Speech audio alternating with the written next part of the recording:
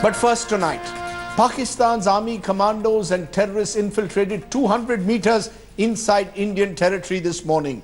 As the Pakistan army fired mortars, its border action team fired rocket-propelled grenades at an Indian army and BSF patrol party, killing 2 soldiers.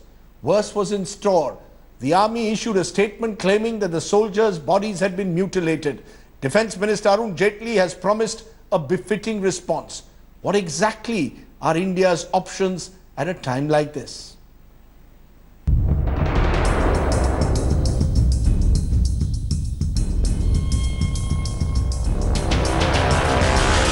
Infiltrate, ambush, kill, mutilate.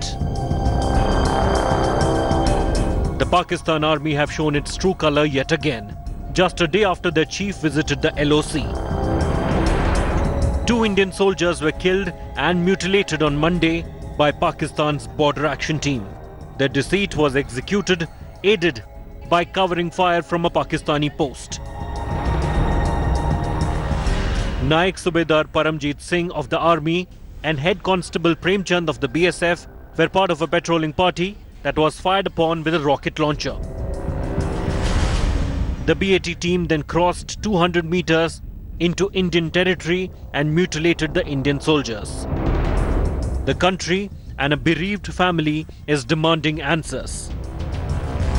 The government of India strongly condemns, and the whole country has full confidence and faith in our armed forces, which will react appropriately to this inhuman act. The constantly evolving threat from terrorism is our shared worry.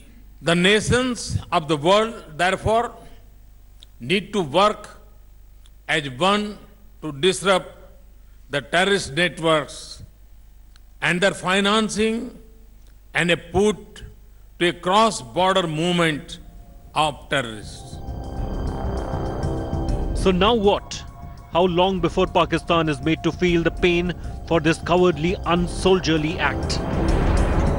सच यह है कि 125 करोड़ की आबादी वाला ये देश मौजूदा भाजपा सरकार से जवाब मांग रहा है। हम पाकिस्तान को 56 इंच का सीना कब दिखाएंगे? हम पाकिस्तान से आंख तरेर कर कब बात कर पाएंगे?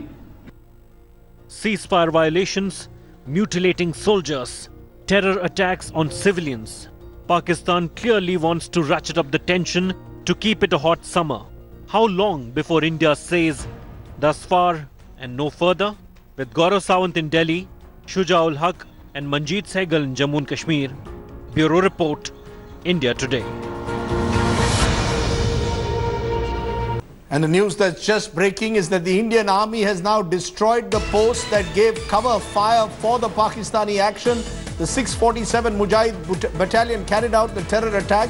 Kirpan and the Pimple post gave cover fire to the Pakistan border action team. The Indian army has now destroyed the Pakistani post that gave the cover fire that allowed the Pakistanis to enter Indian territory. The latest we are getting is that India has now pounded the Pakistani posts along the LOC in the Krishna Ghati sector. This is seen as a tactical and a proportionate response on the ground to punish Pakistan for the act of mutilating soldiers. Gaurav Sawant is joining me, our executive editor, with the very latest on that. Gaurav, what are your army sources telling you about the nature of operation and the kind of response India's army has given on the ground? It's a tactical response at this stage, Rajdeep. The 2 posts that gave cover fire for the border action team. Remember, it was a coordinated attack. RPGs were fired by these Pakistan army commandos and terrorists at this BSF and army patrol in the Krishna Ghati sector, while the Pakistan army post gave cover fire using mortars overall in the Krishna Ghati sector. So diversionary tactics, Pakistan army was complicit. India is convinced of that, and this was a tactical response. While the chief of the army staff is also in the Kashmir Valley, General Bipin Rawat is there. There will be a wider response in the days to come, but this is an immediate response. If there is infiltration from a post, if there is killing of our soldiers from any particular post, that post will be destroyed. That's the message India is sending out. As far as the 647 Mujahid battalion is concerned, Rajdeep, just yesterday, Pakistan's army chief, General Qamar Javed Bajwa, was in the Hajipir sector, where he sent out a message to his troops and to his terrorists. Now, the Mujahid battalion is also looking at terror in the valley, and they want valley to hot up this summer. We've seen 7 of us being killed today, Rajdeep, 5 policemen and 2 bank officials in a bank loot. We saw what happened in Pulwama. More of that will happen in the days to come, we are told. That's what Pakistan wants. And now this incident at the LC. There is an adequate response, we are told, that is being planned for both such contingencies, Rajdeep. Very quickly, are we therefore expecting that we will now have several days of cross LOC firing? Is that the expectation, much like what we saw a year ago? So, Rajdeep, the exact point where this response will be, we still do not know. This is a tactical response to send home the message that you can't kill our soldiers and get away with it, thinking there will be no response. Kadi Ninda will be the response, or a response will come at a place and time of India's choosing. There will, 1, be a tactical response immediately, and 2, there will be a well thought out response, which my sources in the army tell me will be punitive. Remember, Rajdeep, they also beheaded or mutilated a soldier of ours after the surgical strike in the Machil sector in October 2016. So that was also responded to immediately in the same sector. 4 posts were destroyed. Now, none of this has deterred Pakistan from undertaking such bad action teams or border action teams operations in future. So this time, from what sources say, they are planning something that will make Pakistan think 10 times before it wants to do something like this, because India does intend to raise costs for Pakistan. Gaurav Sawant joining me with the very latest, India's offensive to what the Pakistanis have done this morning.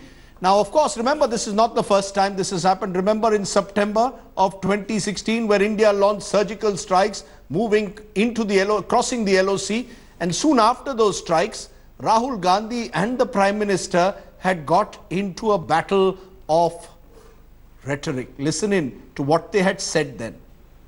जो हमारे जवान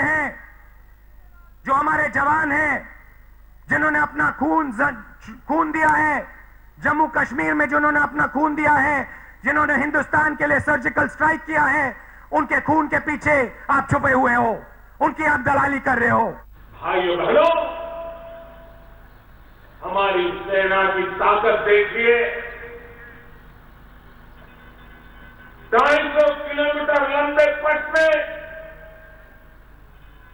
जब हमारे सेना के बहादुर जवानों ने surgical strike किया, सीमा पार बड़ा हड़कंप मच गया। अभी भी उनका मामला ठिकाने नहीं लग रहा। That was in September, October last year. Now, 7 months later, the big question that I want to ask on this day, when 2 Indian Jawans have been mutilated, has the government's post-surgical strike strategy fallen flat? Is Narendra Modi's tough guy policy to Pakistan not working on the ground? How will India then respond to Pakistan's barbarism at the LOC? India's response befitting reply, or are these just words like Kadi Ninda? Political blame game or unity against Pakistan? And what about Sushma Swaraj's cry when she was in the opposition? 10 heads for 1 cry. Joining me now, Lieutenant General Rameshwar Roy, former GOC of the 16th Corps, joins me. Colonel retired V.N. Thapar. Vijayan Thapar's martyr, Kargil martyr, a brave son of the soil. Joining me also G. Parthasarthi, former India's High Commissioner to Pakistan. And politically we are represented by Sambit Patra of the BJP and Abhishek Manu Singhvi, its MP and national spokesperson. Appreciate your joining us. I want to first come to my experts on the panel because I want to understand how you are viewing what has happened today and India's immediate response. Do you see it as proportionate, the fact that we've destroyed these Pakistan posts, or has the pressure, General Roy, after the surgical strikes increased for us to do a little bit more? Your response? You see, the first issue is that when you talk of surgical strikes, it is not one of those actions. This needs to be kept up in a manner that once a surgical strike has taken place in response to something that happened in Uri, a similar action was required to be also undertaken periodically at the time and place of one choosing to keep the pressure on the Pakistan army. That has not happened. If you think that one surgical strike is enough to put the enemy on guard thereafter, that will not going to happen. No, are you saying therefore that effectively we have set a precedent that every time there is an act like this, we will cross the LOC without a surgical strike? No, not really that. But depending upon what kind of strike has taken place, within our territory, from across the borders, it must be responded to at a time and place of own choosing, which has not been happening. Any operational pressure needs to be kept up, and it cannot be just one of those actions. A single action will not do. Yes, Jayant. Look, at that time we got a window of opportunity. The surgical strike provided us with a window of opportunity, and we missed on that opportunity. No, what was the opportunity? What did we expect? Are we saying that we had to go into Pakistani territory and destroy all the terrorist camp bases? That's the only thing that we can do, exercise the right to hot pursuit. We are then entering a very risky terrain. I agree with you, but what I'm not suggesting that at all. I'm saying that we must change. There must be a quantum change in our attitude from a reactionary kind of a force to a proactive force. Unless we switch on to proactivism, we will continue to suffer casualties. Let's define this word proactive. Mr. Parthasarathi, what do you define proactive? You've got here Colonel Thapar, father of a martyr in the Kargil war. You've got a general who's commanded troops along the LOC saying that we need to be more proactive. But what does proactive mean to you as a diplomat? Listen, Rajdeep, a couple of things. I've also been in the army and I've been through the 65 conflict. The Pakistan army has changed much since then. It is now an army of barbarians and radical Islamists. Let's be real. There is a change in the composition and the motivation of the Pakistani military. Second, this incident is taking place at a time when there are serious differences, and in fact I would go to the extent of saying that General Bajwa is trying to get Nawaz Sharif removed from office. Therefore, he comes to Kashmir, issues a wild statement yesterday, which is unlike what he was in the past. No, hold on. You're saying... Then the next day... No, you're saying... I'm sorry to intervene. So you're making an important point. You're claiming that these actions are being orchestrated by the new army chief to embarrass the civilian leadership and eventually pave the way for the exit of Nawaz Sharif. And he is absolutely... Go through the events there. Secondly, this is an army chief who's been criticized for not doing enough. He has to prove that he is macho to his own forces. So yesterday he comes, he issues this statement, this goes on. As for reaction, the reaction is at two levels. One is strategic and the other is tactical. Tactical, I leave it for the military to decide. But remember one thing, Rajdeep, the Pakistan army is fighting on two fronts.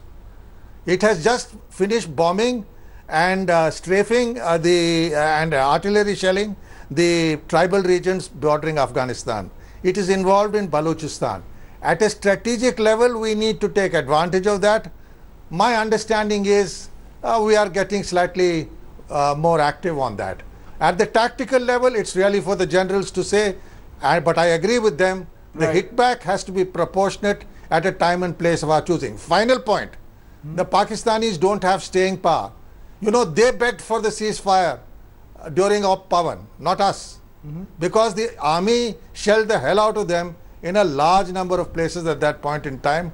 It was just after Kargil, and I just retired as High Commissioner, but I remember General Malik telling me a lot about that. So I think you need to keep the pressure on. My problem is, Rajdeep, and I'll be honest with you, we have too many do-gooders in this country saying, no, let's act nice, you have to have talks. Yeah, we should talk, but only about terrorism to their army. The civilians have nothing to do with terrorism. You're saying unless we must you fix those parameters. Okay, we must talk only on terror to the Pakistani army, which brings me to our political response. The military and the intelligence.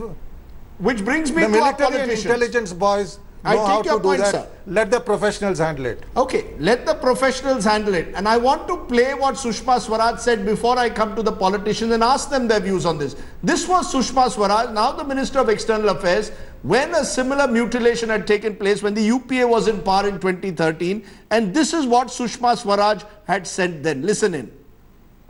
अगर ये सिर नहीं आए तो उनके तो 10 सिर आए।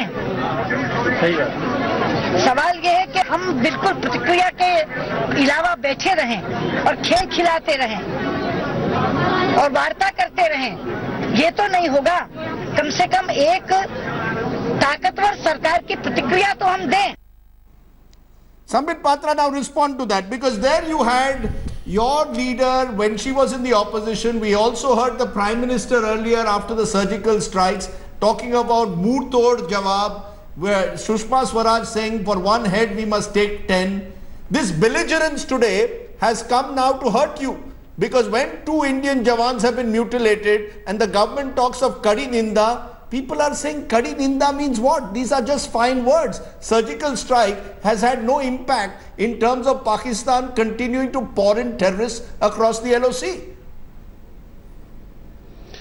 Two things, Rajdeep. As far as whether there has been any benefit of surgical strikes, and second, what Mrs. Sushma Swaraj had to say and what the government would do. Number one, as far as surgical strike were effective or not, remember, fight against terrorism, Naxalism and all these kind of isms is never a all or none phenomena. That means it does not mean you begin today and end day after tomorrow. Remember, if such was the proposition, then after 1971, after Bangladesh was carved out of Pakistan, there should have been a lesson taught to Pakistan, and Pakistan should have never trended the barbaric path.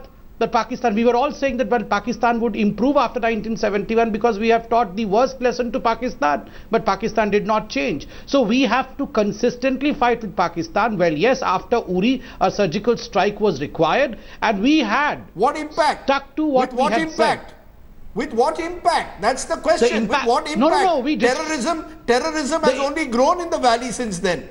The fact is, more terrorists are being taught across the border. The Prime Minister sent out the message that Pakistan has been taught a lesson, and you have set a very dangerous precedent, because now the pressure will be on you to do another surgical strike. Every time there's an attack, people will say, why is this government not crossing the LOC? I can tell you, I can assure you on the television channel, you have just seen, it is today that we have lost 2 of our brave hearts, and already the tactical response is on record. You have pointed out that the army has already blown 2 of the Pakistani posts which are providing cover fire. So the tactical response has already been given, and take my words, if we had said that we will get 10 heads for 1 heads, we will stick to it. We will get the counting done. This government is a strong... Unless the infantry goes with the bayonets and chops off the, puts the bayonet into them. We won't chop off heads.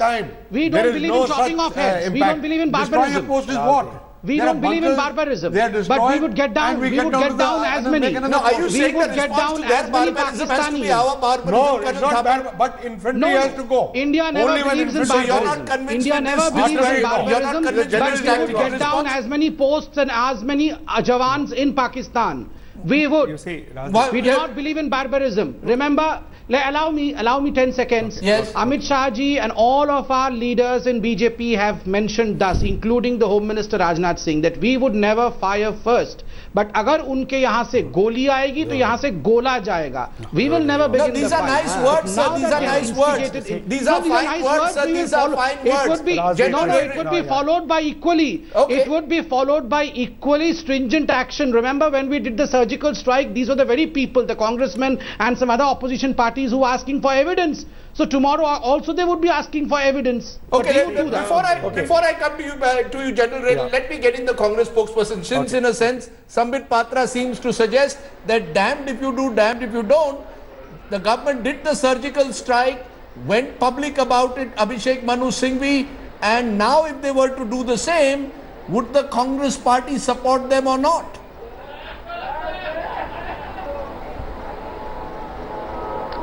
Rajdeep, I've been hearing patiently what has been said. Yes. I want to make 2 prefatory points before I answer the question. First is, as an Indian and as a global citizen anywhere in the world, I think everybody's heads hang in shame. The sense of outrage is palpable. The sense of shame is palpable. And secondly, anything constructive the government does, without going into details, tactical or strategic or both, would have the full support of the nation. But having said these 2 things, I want to make 3 points, Rajdeep. First, you are quoting Sushma Swaraj, I don't know why. She's not even considered a leader by her own party. Let's talk of the big shot leader, the big man himself. On 11th of August, he said, this government in Delhi cannot provide security. 11th of August 2013, this is Mr. Modi as CM and as Prime Ministerial candidate. This government in Delhi cannot provide security to the nation. This should be out. He then asked Prime Minister Manmohan Singh then, how long will a country of 125 crores silently tolerate this kind of nonsense? Then he said, China intrudes us, Pakistan kills our soldiers again and again, but the center does not act. These are 3 specimens, very briefly, quote unquote exact words of Mr. Modi in 2013. Obviously, Mr. Modi in his campaign mode is not Mr. Modi in his Prime Ministerial avatar. Can I? You are not responding to my question. I took a briefing, Rajdeep, on 28th you are not responding to my question. Domain. The figures are there. If the government was to launch a surgical strike and go public about it, would the Congress support the government? I told you, obviously not hearing me or listening to me. That was my second point. Anything the government does will be supported if it is constructive, comprehensive, prompt and befitting the response. You didn't do that in September. 2 minutes ago. You didn't do that in September. Please allow me to complete without interruption for 1 minute more. Yes. 30 seconds more. I did do it. Not once from the Congress podium, not once from the Congress podium has there been a criticism of the surgical strike. No, it was called Khoon Ki Dalali. Some of them may have expressed just their as you have quoted the Prime Minister, just as you have effectively quoted Prime Minister when he was Gujarat Chief Minister, Rahul Gandhi did use the word Khoon Ki Dalali at the time. What happens is that Mr. Modi first allows it to happen. Let me finish now, Rajdeep. I don't understand why you don't give me enough time after having heard everybody was at such great length. Let me tell you, you have to attack the real reason, Rajdeep. There's no point talking of these big words. Today, in 35 months, and the press briefing of 28th has got facts and figures, on 5 parameters, Mr. Modi is the greatest communicator ever born. But the truth is that in J&K parameter 1, in Northeast parameter 2, Naxals parameter 3, Indo-Pak parameter 4, and Indo-China parameter 5, I cited 2 sets of figures, civilians and security personnel. There has been a substantial increase in these 35 months compared to the immediate prior 35 months. This is exactly in the public domain, the figures, I have them with me. Now, the problem is that this government believes in posturing, in making nationhood, Rashtravad, nationalism, national security, just somebody to flog a dead horse with. Just consider why this is happening. You are having Nagrota, Uri, Pathankot, you are having flip and Z and U-turns with Pakistan, never the likes of which before have been seen. You made your point. You are having one-day meetings, one-day cancellations. You made your point very effectively, Dr. Singhvi. There is no policy. What is the policy you are talking about? You have made your point. There is not a policy. You have made your point very effectively. I must give Sambit Patra, in all fairness, 30 seconds to respond before I go back to the professionals. Sambit Patra, respond, because there is some merit in what Dr. Singhvi is saying. Your government has lacked a consistency. This flip-flop, muscular one day, dare I use the word chappan ki chhati, I don't want to, but I must, chappan ki chhati shown one day, and the next day the sense is the government is not sure-footed on how it wants to deal with Pakistan. That is causing confusing signals. It's causing confusing signals in the valley with your policy towards Kashmir. It's causing confusing signals with your policy towards Pakistan. We need consistency. You decide on a surgical strike in September and you then don't follow it up. You don't follow it up with either a political dialogue or with a military engagement. The first and foremost, that we don't follow it up with a political dialogue or a political engagement or a military engagement, it itself means there is consistency. The consistency has been from the day one itself. Initially, when the new chapter was written, as Mr. Modi sworn in as the Prime Minister of the country, Mr. Modi really wanted the chapter to begin with peace, and that is the reason as to why Nawaz Sharif was invited over here. And then Mr. Modi also, despite all the calls to contrary, Mr. Modi in fact sent out a peace leave to Pakistan by visiting Pakistan all of a sudden to say that, well, the international community should see that India goes out. Let me complete, Rajdeep. To show to the international community that, well, yes, we want peace. But thereafter, when Uri happened, there is no turning back. The red lines have been drawn. We were the first government who said that if a Pakistani official visits India, you can have no talks with the separatists. Up till now, we are sticking with it, number one. Number two, only 3 days ago, on the floor of the Supreme Court, this government said that we speak to anyone, be it in Kashmir or otherwise, who do not believe in the ambiguity of the constitution of this country. We would not be discussing or considering them as a stakeholder. Our consistency is extremely clear. We would only proceed if there is no terror, because we firmly believe terror and talks cannot exist together. Yeah, and but the fact I mean it when I say that it will be avenged. Terror continues. Today's act would be avenged. The fact is terror continues, barbarism by the Pakistani army continues. So I'm not clear whether these red lines have had enough impact. Yes, General Ray, you've been waiting for a while. Yes. Rajdeep. Yeah, I'll come back to you, sir. First, General Ray. Yes. 30 seconds. Just a minute, sir. Let General Ray speak. See, yes. What has happened is that over the years we have seen since independence, last 70 years, that we have a neighbor whose behavior is totally certified, which only understands one language. And I do not understand that in 27th of November 2003, when ceasefire was declared, for the last 14 years, if it has held on, is more because of the efforts of the Indian Army and our country rather than the country across.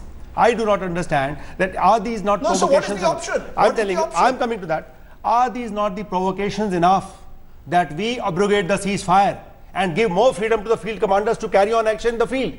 For this kind of an action, nation need not go to war. Every time we can't go on surgical strike. Do we need to shout and scream about it? My point is, we don't have to. After the muscle flexing taking place, allow the field commander, precisely. Allow the field commander to do their work without shouting and screaming. Precisely. Therefore, what I want to say is that let's abrogate the ceasefire. That gives a degree of freedom to all the field commanders who are there. The field ceasefire. Yes, that's a big thing that's going to take place. Convey the message that look, our field commanders now have got enough of initiative all across the LC to carry on the actions at tactical level and respond to these kind of actions in the closer time frame and keep up the pressure. So that's your view of what is a befitting response. Yes, Colonel Thapar, your view of a befitting response.